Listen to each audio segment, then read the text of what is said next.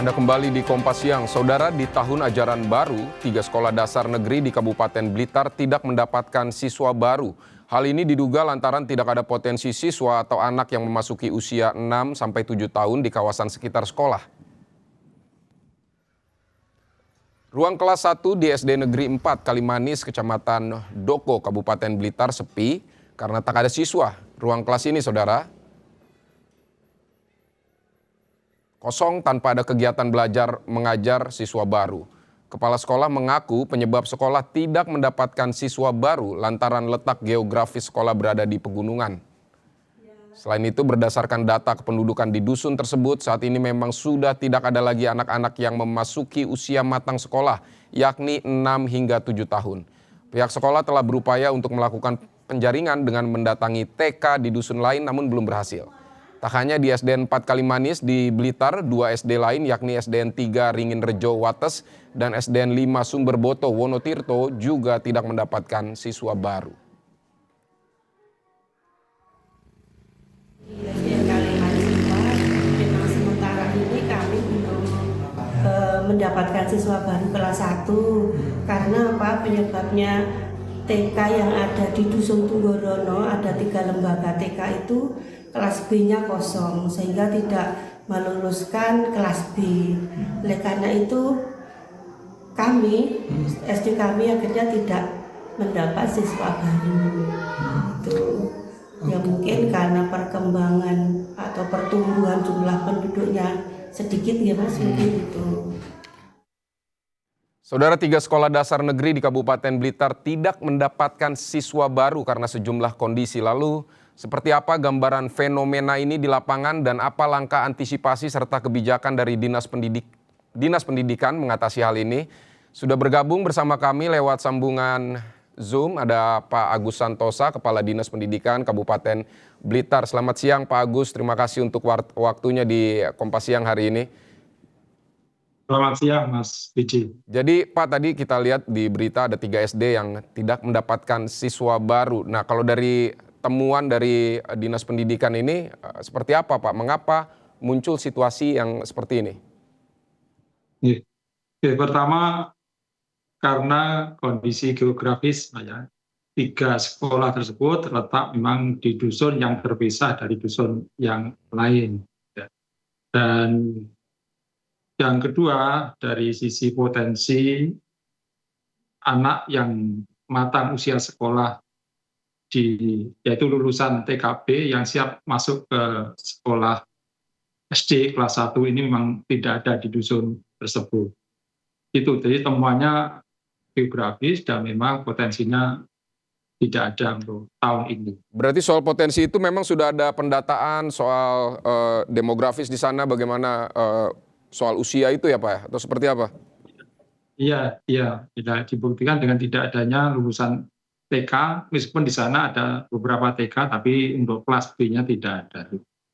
Oke, jadi selanjutnya kira-kira apa yang akan dilakukan Pak oleh Dinas Pendidikan? Apakah akan ada seperti regrouping atau seperti apa Pak?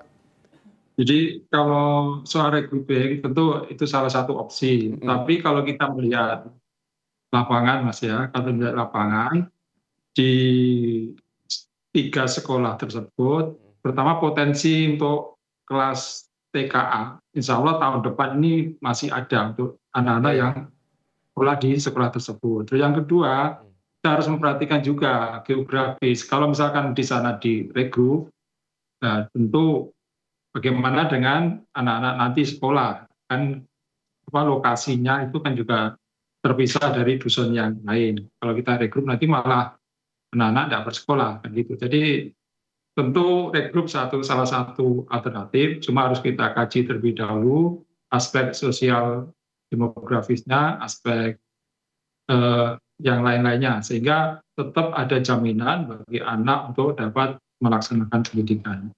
Itu. Baik Pak, tapi memang di sekitar sana, di daerah tersebut memang tidak ada sekolah swasta begitu ya Pak? Jadi tidak ada. Oke, jadi yang di Kalimanis dan Sumberboto itu tidak ada sekolah yang lain, hanya satu itu.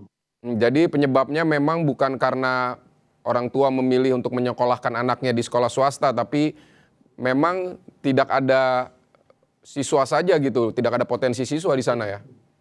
Ya di apa kasus itu, studi kasus itu yang ada di Kalimanis dan Sumberkota itu tidak ada sekolah yang lain, hanya itu. Oke, lalu selanjutnya Pak, kalau misalnya di apa namanya di sekolah eh, negeri ini yang potensi seperti ini ditemukan juga di daerah-daerah yang lain di Blitar. Kalau yang eh, di tempat lain potensi seperti itu ada, cuma ada banyak. Mm-mm. Yang terbanyak saat ini adalah potensi murid minim karena memang persaingan dengan lembaga-lembaga pendidikan lain, terutama sekolah-sekolah yang berada di perkotaan, Mas. Baik, ini kan 3 kasus di SD negeri ini adalah mereka yang memang tidak mendapatkan siswa sama sekali. Tapi apakah ada juga yang di sekolah negeri lain di Blitar yang ada muridnya tapi memang tidak banyak begitu, 1, 2 atau kurang lah begitu Pak? Ada. Jadi Oke. ada Mm-mm. yang muridnya minim ada, Mm-mm. Nah itu ada masih. baik, itu faktornya seperti apa Pak? Apakah juga dievaluasi atau sudah diteliti di sana oleh Dinas Pendidikan? Kalau itu kalau kasus yang berada di kota ini tentu karena sekarang pilihan sekolah makin banyak, warga punya kesempatan, punya hak untuk memilih sekolah dan apa faktornya ya karena persaingan. Kalau menurut saya ini persaingan dengan sekolah-sekolah yang lain. Gitu. Baik, kalau ini persaingan berarti kan sekolah negeri juga perlu mengembangkan dirinya untuk bisa bersaing dengan dengan sekolah swasta. Nah, ini apa yang dilakukan oleh Dinas Pendidikan terkait ini untuk meningkatkan kualitas atau meningkatkan setidaknya bangunan yang lebih bagus begitu biar dilihat orang tua murid bahwa sekolah ini menarik untuk siswanya bersekolah di sana atau muridnya bersekolah, anaknya bersekolah di sana. Iya, jadi sebelum ke sana Mas, Iya. juga mungkin ada faktor yang berpengaruh, yaitu tren jumlah murid yang masuk sekolah kelas 1. Jadi kalau dibandingkan tahun lalu, kalau tahun lalu itu data ada 10 ribuan, Mm-mm. sekarang ini sekitar 9.400-an. Jadi ada tren menurun jumlah peserta didik yang masuk ke sekolah dasar. Dari sisi kualitas, tentu kita berupaya meningkatkan. Pertama dari sisi sarana prasarana, kita mencoba meningkatkan kualitas lembaga-lembaga pendidikan yang ada di kita melalui berbagai program, melalui usulan revitalisasi, kemudian ataupun rehabilitasi yang dilaksanakan oleh pemerintah daerah. Yang kedua, meningkatkan kualitas pelayanan dari Bapak Ibu gurunya. Peningkatan kualitas ibu gurunya dan pemerataan tenaga pengajar di sekolah-sekolah. Itu, Mas. Baik, kalau untuk rencana jangka panjang, kalau misalnya masih kurang siswa ini, akan seperti apa Pak? Tentu opsi paling mungkin kan kalau memang tidak ada murid dan muridnya hanya minim, tentu si jangka panjangnya adalah regrouping, jadi grup sekolah-sekolah yang berdekatan dan tapi tanpa tetap menjamin anak-anak yang ada di lingkungan situ dapat bersekolah dengan layak dan mudah. Baik, terima kasih Pak Agus untuk waktunya di Kompas Siang hari ini. Selamat bertugas kembali Pak Agus, Kepala Dinas Pendidikan Kabupaten Blitar. Oke, terima kasih, sama-sama.